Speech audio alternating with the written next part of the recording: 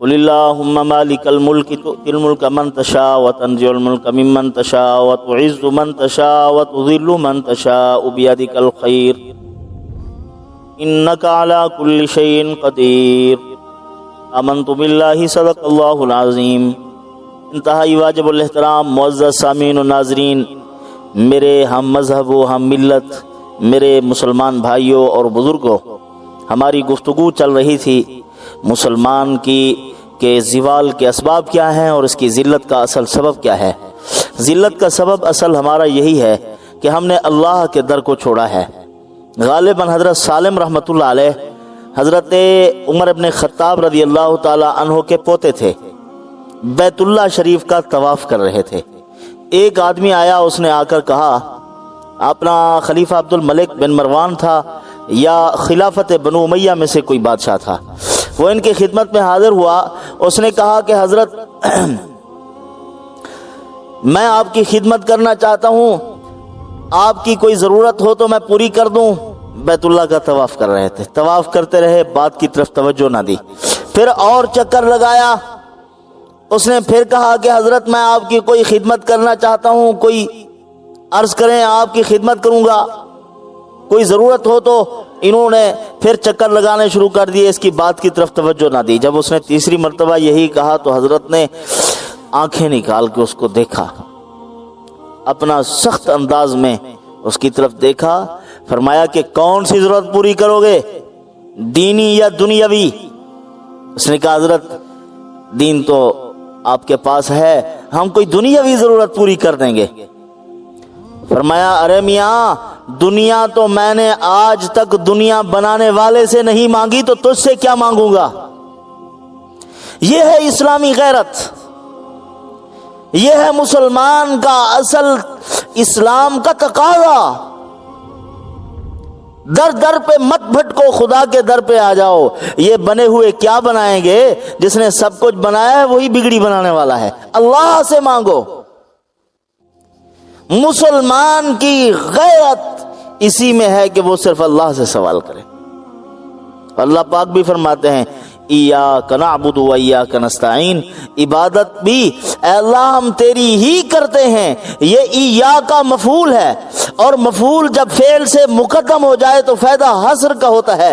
حصر کہتے ہیں کسی چیز کا کسی چیز میں بند ہو جانا، یعنی بات یہی ہے، اس کے علاوہ ہے ہی نہیں۔ اے اللہ بس تیری ہی عبادت کرتے ہیں بس، اور تجھ ہی سے استعانت کرتے ہیں، تجھ ہی سے مدد طلب کرتے ہیں۔ اے اللہ ہم آپ سے مدد چاہتے ہیں۔ اللہ پاک فرماتے ہیں اے بندے، اس میں نصف لی و نصف لک، آدھا تیرے لیے ہے اور نصف لی، آدھا میرے لیے آدھا تیرے لیے۔ جو تو نے سوال کیا میں نے تجھے عطا کر دیا۔ سورہ فاتحہ نماز میں پڑھتا ہے وَلَضَّالِّينَ، آمین جب کہتا ہے اللہ پاک فرماتے ہیں وَلِعَبْدِي مَا سَأَلَ، میرے بندے نے جو درخواست کی میں نے اس کی درخواست کو قبول کر لیا ہے۔ اس نے آدھی میری حمد و ثنا کی ہے، آدھی اپنا آدھا سوال کیا ہے، میں نے جو اس نے سوال کیا اس کو عطا کر دیا۔ تو بہرحال یہ عزت ہے اسی میں کہ ہم اللہ کو اپنا مطلوب بنائیں، اسی کی عبادت کریں، اسی سے سوال کریں، غیر کے سامنے نہ جھکیں، نہ اس سے سوال کریں، نہ اس سے کچھ مانگیں۔ جب ہم اپنے معاملات راز میں رکھ لیتے ہیں، اپنی غربت و فقر و فاقے کو چھپا لیتے ہیں، تو اللہ پاک بھی بلا حساب غیبی نظام حرکت میں ڈال دیتے ہیں کہ اس کو روزی پہنچاؤ۔ حدیث پاک میں ہے، فرمایا کہ جو مسلمان زمین کو اپنا بچھونا بنائے، آسمان کو اپنا اوڑھنا سمجھے، دنیا کی کسی چیز کی اس کو فکر نہ ہو، اللہ کی رضا کی جستجو میں لگ جائے، خدا کے خزانوں پر نظر رکھے، اس کی جستجو میں لگ جائے جو اللہ کے پاس ہے، تو فرمایا اللہ پاک 7 آسمان اور 7 زمینوں کو اس کی روزی کا ذمہ دار بنا دیتے ہیں۔ وقت پر پہنچاؤ۔ میں کہتا ہوں بیگھے والا، ایکڑ والا، کلے 2 کلے 4 کلے والا، مربع 2 مربع والا اگر فقر و فاقہ اور غربت کے خوف سے آزاد ہے تو پھر وہ جس کے 7 آسمان و زمین روزی کے ذمہ دار ہیں وہ کیوں مرے، وہ کیوں پریشان ہو؟ اسی لیے اللہ کی بارگاہ میں آ جاؤ، اسی سے سوال کرو، اللہ پاک اس سے بہت خوش ہوتے ہیں۔ ایک واقعہ دلچسپ واقعہ بھی ہے، لطیفے کا لطیفہ بھی ہے، آپ کو سناؤں۔ ایک آدمی اپنا اونٹ لیے جا رہا تھا تو ایک غریب فقیرنی تھی جو فقر و فاقے میں مر رہی تھی، تو بھیک مانگتی تھی اور روٹیاں لے آتی تھی، پھر ٹکڑے سکھا کے پھر بیچا کرتی تھی۔ اونٹ والا جا رہا تھا تو اس کے اونٹ نے وہ روٹیاں پڑی ہوئی سوکھ رہی تھی تو وہ کھانے لگا۔ اونٹ نے ایک دو روٹیاں کھا لی، اونٹ والا آ گیا، اس نے پکڑ لیا اس کو، اور جو وہ غریب بڑھیا تھی وہ اٹھی اور رونے چیخنے لگی۔ جب وہ رونے چیخنے لگی تو محلے کے لوگ اکٹھے ہو گئے کہ بوڑھی رو رہی ہے، اس کا مسئلہ پوچھیں کیا ہے۔ اس نے کہا میں غریب عورت ہوں، میرے روٹی کو ٹکڑے کھا گیا ہے اس کا اونٹ، تو میں تو بھیک مانگ مانگ کے جاتی ہوں، روٹیاں لے آتی ہوں، تو یہاں یہ میرے سارے ٹکڑے کھلا گیا ہے۔ تو جب وہ رونے لگی تو وہاں اونٹ والے نے جب سنا یہ بھیک مانگتی ہے، وہ زور سے رونے لگ گیا۔